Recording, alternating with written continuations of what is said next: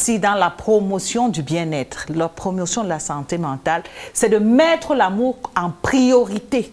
C'est-à-dire, quand on parle d'amour, ça n'a rien à voir avec la sexualité. Ça n'a rien à voir avec... Bien sûr que non. Voilà. Mais bon, beaucoup de gens ne le savent pas. Ça paraît évident, mais de plus en plus, les jeunes, les individus ne savent plus ce que c'est qu'aimer. Quand on parle d'amour, l'on voit tout ce qui se passe dans les quatre coins, ce qui est complètement faux. Ici, amour veut simplement dire bonne communication, De l'attention. bonne interaction, la solidarité, prendre soin de soi et de l'autre.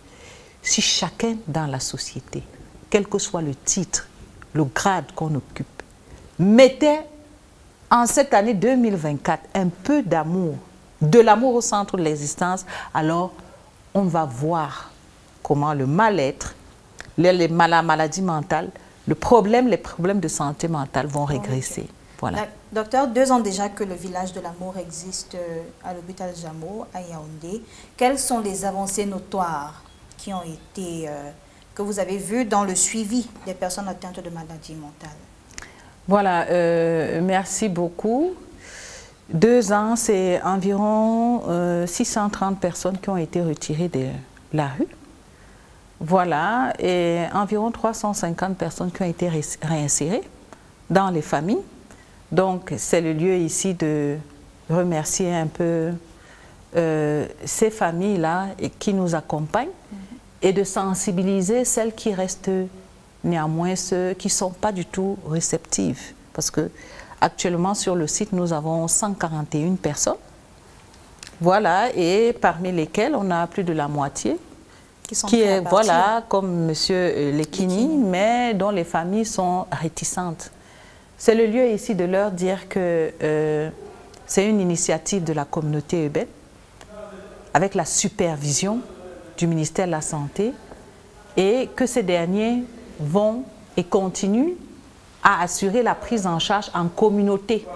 Donc, quand ils sortent du village de l'amour, ils ne sont pas abandonnés, ils ne sont pas laissés à eux-mêmes. Il y a un personnel qui est bénévole et une fois de plus, nous remercions ici ce personnel qui travaille 24 heures sur 24 au village de l'amour. Il n'y a pas de rémunération. Voilà. Wow. C'est ce personnel-là qui prend de son temps pour non seulement travailler au village de l'amour, mais également se déployer en communauté pour administrer les médicaments, voilà, offerts gratuitement par la communauté urbaine de Yaoundé en collaboration avec le ministère de la Santé publique. Donc, de grâce, en cette année 2024, nous souhaitons que toute la population, toute la communauté comprenne que spécifiquement pour le cas de nos frères et sœurs qui errent dans la rue, qu'on appelle fous folles, que la communauté sache que ces personnes-là sont en crise, comme quelqu'un qui fait sa crise de diabète ou d'hypertension. Et que l'on a le devoir de les assister, de les accompagner, de les soutenir, de les aimer comme tous les autres patients.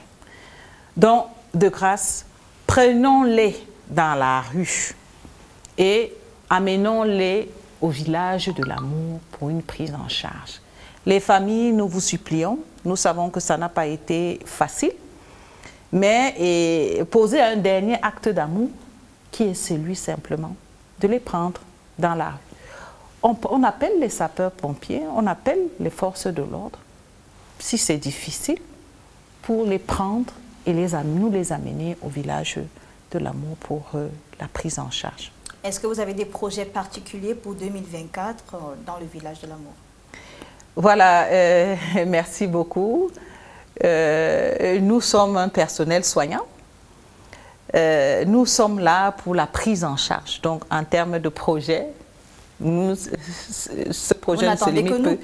Oui, ce projet ne se limite pas à la prise en charge, mais nous souhaitons vraiment que le village de l'amour ferme, parce que les populations auront compris que ce sont des patients, des personnes comme les autres qui sont malades et qui doivent, et la place du malade est soit dans une formation sanitaire pour la prise en charge, soit à domicile.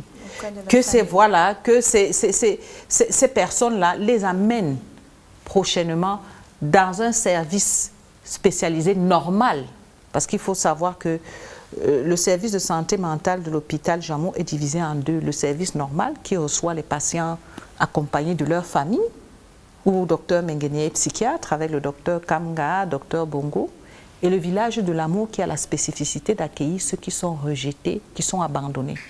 Donc nous souhaitons donc que le village de l'amour ferme pour que les familles se comportent avec ceux qui étaient dans la rue comme avec tous les autres malades, c'est-à-dire les amènent donc en consultation dans le service normal.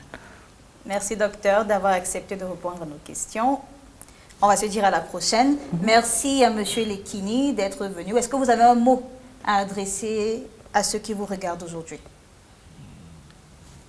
Oui. Je leur souhaite bonne année et qu'ils ne nous oublient pas. Malgré ce que la dame dit, qu'elle voudrait fermer le village de l'amour. De l'amour, oui. Il ne nous oublie pas. Je pense que le message est passé. Merci, mesdames et messieurs. Juste derrière, on retrouve Valérie Naïsomba.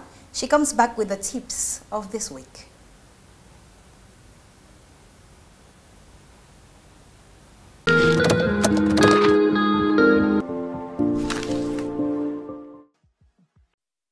La transpiration est un phénomène naturel et bon pour le corps. Cependant, elle peut devenir gênante, incommodante, voire même terriblement envahissante à cause de l'odeur qu'elle peut générer et de la quantité de sueur émise. Nous vous proposons des solutions naturelles pour limiter la transpiration au quotidien. Tout d'abord, il faut boire beaucoup, surtout de l'eau. Cela vous permettra de rafraîchir le corps quand sa température est trop importante et en vous hydratant tout au long de la journée, vous allez réguler vous-même cette température, ainsi votre corps n'aura pas besoin de transpirer. En revanche, privilégiez les boissons tièdes et évitez les boissons glacées. Choisissez des vêtements antitranspirants car votre manière de vous habiller peut jouer sur votre transpiration. Pour cela, évitez les vêtements synthétiques qui vont étouffer la peau et privilégiez plutôt des matières naturelles comme le lin, le coton ou la laine. Et les coupes amples permettent à l'air de circuler pour réguler la température. Mais aussi, optez pour des vêtements clairs qui vont réfléchir la lumière à l'inverse du noir et des couleurs sombres. Adaptez votre alimentation car plus vous mangerez lourd et épicé, plus vos organes de digestion vont devoir travailler dur et vous faire transpirer abondamment. Adoptez plutôt une alimentation légère et équilibrée qui permettra à votre système digestif de ne pas être en sur-régime et donc pas de risque de transpiration excessive. Misez sur des produits naturels car plusieurs produits naturels ont des propriétés qui permettent de lutter contre la transpiration, à l'instar du bicarbonate de sodium. Il suffit d'en mélanger un peu dans de l'eau et imbiber sur du coton, tapotez ensuite les aisselles, cela vous aidera à moins transpirer. Il en est de même pour le vinaigre blanc ou de cidre et le processus reste le même. Vous pourrez aussi utiliser du citron que vous allez découper en rondelles et passer sous les aisselles, cela vous aidera à moins transpirer. Pour votre toilette quotidienne, adoptez des savons sur gras ou de Marseille, cela vous évitera de trop transpirer des pieds, des mains et des aisselles. Vous pourrez également opter pour l'épilation, surtout pour les aisselles, car les poils retiennent l'humidité et favorisent la macération et par là, la transpiration excessive et malodorante. En revanche, adopter des déodorants antitranspirants ou détranspirants peut s'avérer nécessaire pour masquer la mauvaise odeur.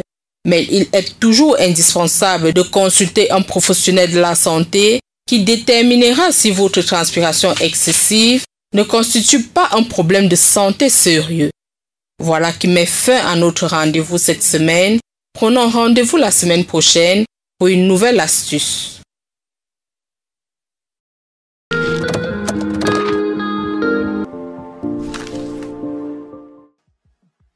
Thank you, Valérie Naisomba, for always dispelling very crispy information to us while hoping that we are going to be together next week. We urge you to have a beautiful weekend and keep being a part of us with very crispy information that we are sure we are going to try as from the coming week. Now, ladies and gentlemen, thank you for being glued on the program while urging you to take care of your mental health. We take the rendezvous for next Saturday. Have a blessed weekend. Good morning from Yaoundé.